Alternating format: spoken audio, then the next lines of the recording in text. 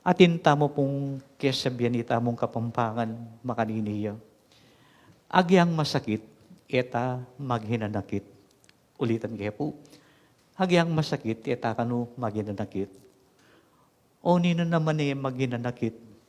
Halimbawa, potang PTD ing anak mo. Nakawari bubulat. Masakit ito. Karimpi ban dyan na tipinundar tamo. Halimbawa po, potang mahalbe kong television. Potang ating kung nga babalita no ayal ben kay television na kesilaban la. Randam mo itang lungkot karing kesilaban.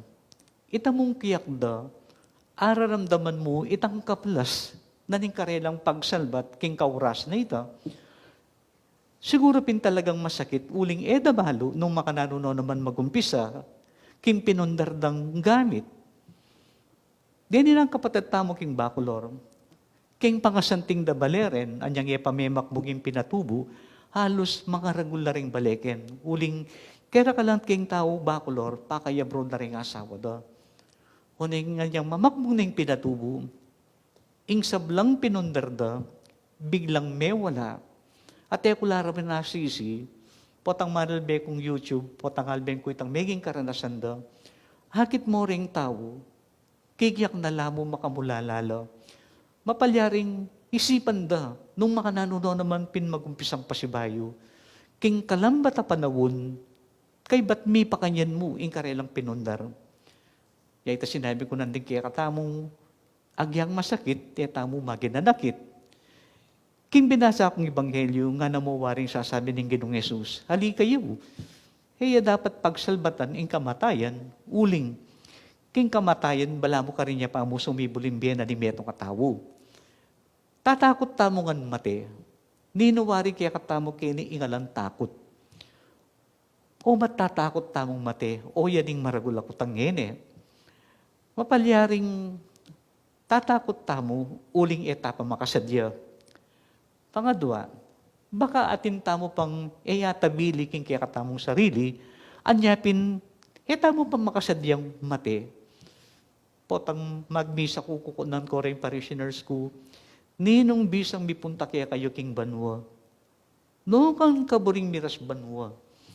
Magtas lang ang gamat.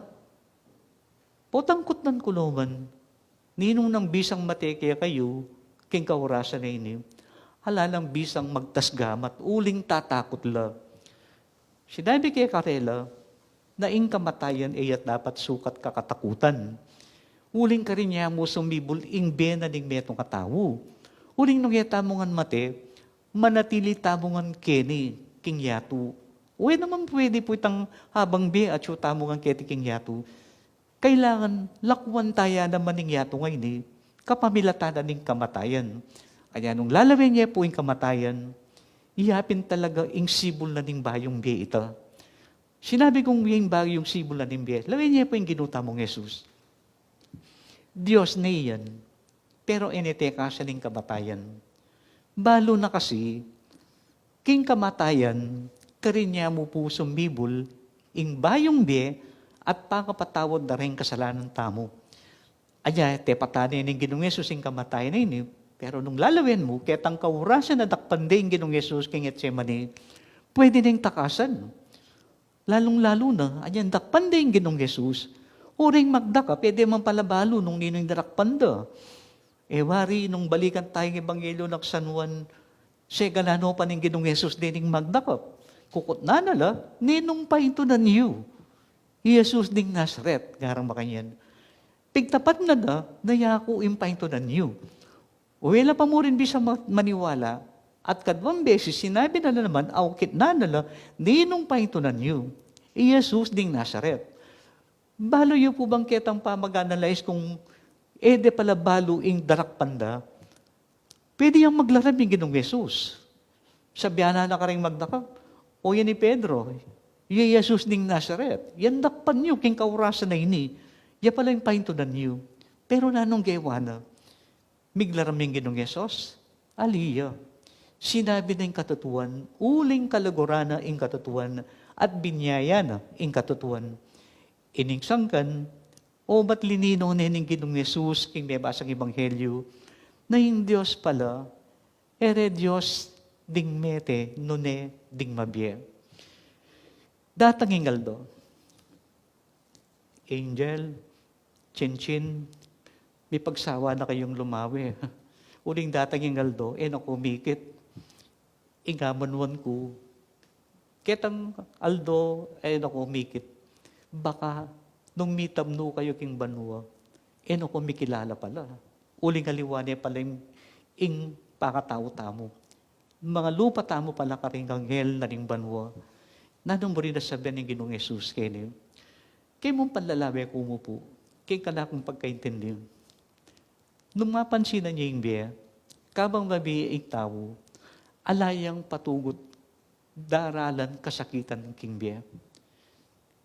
Mga namawaring sasabi ng Ginoong Jesus, datanging aldo, ing kasakitan na daralanan yung enim, king tutuking biye, yun na danasan. Uling king tutuking biye, ala ng kasakitan.